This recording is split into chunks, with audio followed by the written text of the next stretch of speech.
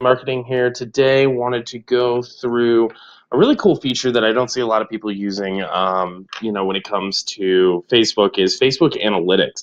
And so Google Analytics I see a lot, Mixpanel I see a lot. I don't see a lot of people paying attention to Facebook Analytics, and it's kind of unfortunate, truly, because um, there's a lot of really powerful insights, especially how your website data relates to Facebook, and the additional insights that Facebook can give you in regards to who your customer is, and then some cool things around retention and such. So let's just kind of dive into it. When you land on Facebook's analytics platform, first off, it's to know you can set the date to whatever you want, right? And it's going to give you some highlights. So median session length, week one retention, unique users, um, new users, etc. It's going to give you top landing pages, traffic sources.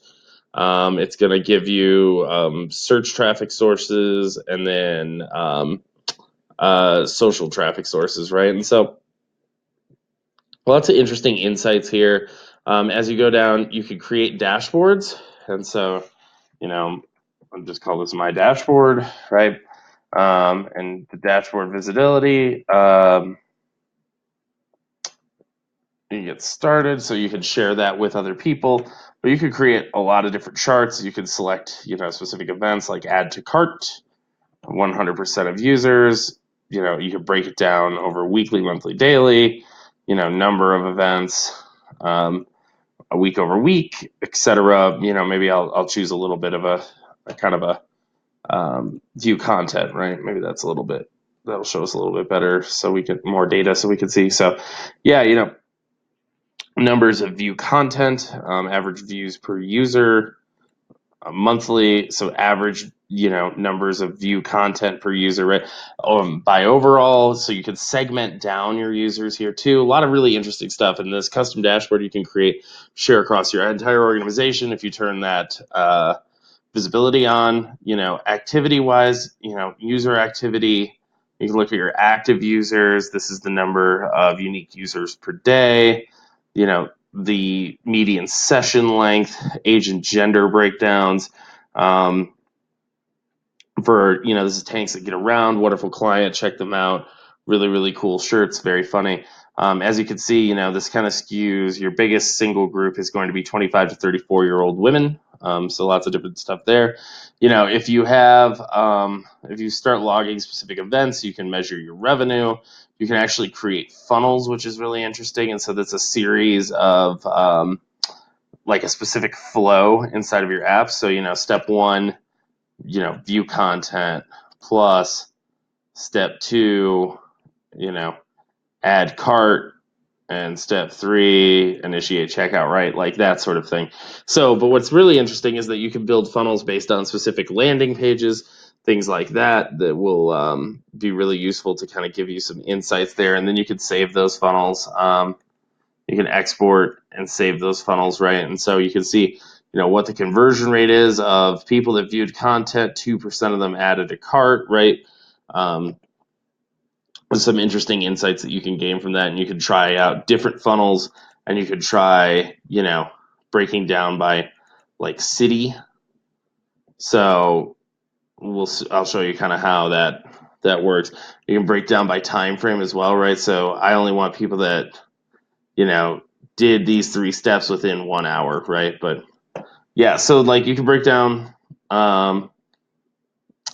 yeah, like by city or whatever. City's probably not the best example. Let's look at like age. See if Facebook will give us some insights there. So just lots of value here. And so, yeah, you could just, like I said, when you get bigger sort of groups, you can definitely do some of that stuff. So retention, you can see who's coming back, and get a breakdown. So, 1.41% of people are active a week later. 1.71 that week, 1.61 2 weeks later, 3 weeks later, etc. So you can kind of see what the sticking power of your website has. And again, you can kind of break down all these segments at the top. You can create a new segment. So like, if I just want 25 to Select condition, demographics, parameter age is 25 to 34, and demographics, gender is any of female and or unknown, right? So now we can see what 25 to 34-year-old women are, and that's just a segment that we can use. And you can save different segments to kind of see how different folks perform. So, yeah, that's just an interesting one, but you can do a lot of interesting stuff there. So cohorts, how groups of users behave over time. It's pretty self-explanatory. Breakdowns, see pivot tables of your data. So, you can say content view, right, by city, and do like really interesting pivot tables. So all other, so it's not going to track that, but language, let's maybe say that. And do breakdowns by language spoken. I suspect this is probably close to 100% English. And so, yeah, so you can kind of see that, the count of visitors and unique users. Excuse me, done by the breakdown. So event source group to see journeys. So that's going to be like kind of customer journeys, customer flows, right? If this relates to Google Analytics and kind of the customer flow, right, area. So X percent of people went from home page to page 1, Y percent went to page 2, etc., right? And you can watch and actually map out the physical journey. Percentiles, you can do, basically like choose, what percentage of users did what. And top 21% of users added to their cart an average of 1 time or more. Good stuff there. That sort of thing. So you can kind of do some interesting percentage breakdowns there. Events, this is kind of, what events you actually have. Event debugging, if you have an issue with your events, you can see, potential like bugs, but then you can also see just kind of events as they're coming in, right? And, device iOS, and, what was it? It was a page view, and where's the referral coming from, etc. So you can kind of see what's happening. Overlap,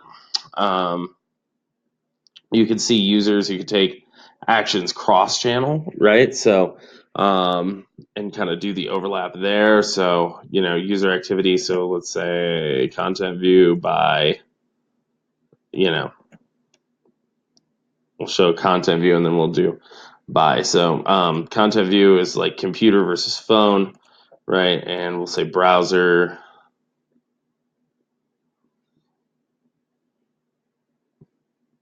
And so, yeah, you've got Chrome and other values. Just some interesting stuff. Another way of breaking it down, and then really some interesting here. So lifetime value. Once you log some purchase events, what you'll start to see is you'll get an idea of what your lifetime value is for your power users and your regular users and things like that. You'll really start to understand. Excuse me. You'll really start to understand kind of how this all comes together, how this works, what a customer is actually worth. I see so many people say lifetime value, and what they really mean is just first purchase value, because the lifetime value could be much, much higher. The lifetime value is almost incalculable in the early days of a startup, right? Because you just don't know how long somebody's going to hang around.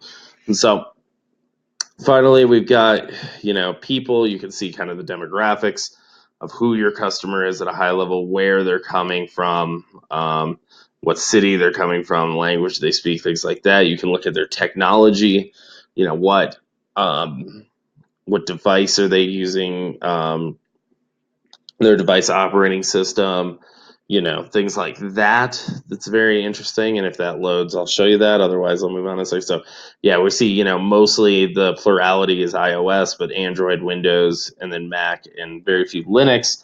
And then you can see the OS version. So mostly iPhones and Macs, iPads, Galaxy S8, things like that. And then app version and Facebook login. So if you have Facebook login and you offer that. So finally, user properties, you can do specifically defined properties apply to your users. Otherwise, settings,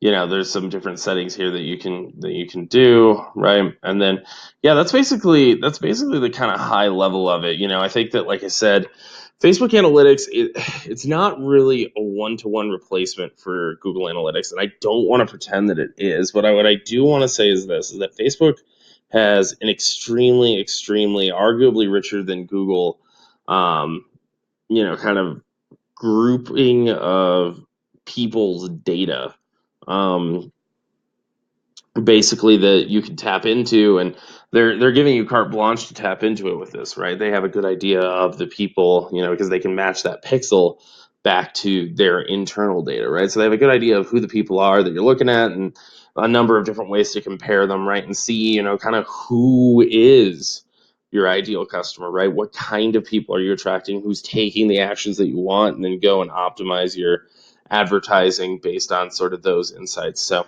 hopefully this is useful. I encourage all of you to check out Facebook Analytics. Thank you all for watching. Let me know if you have any questions in the comments, and happy marketing, everybody.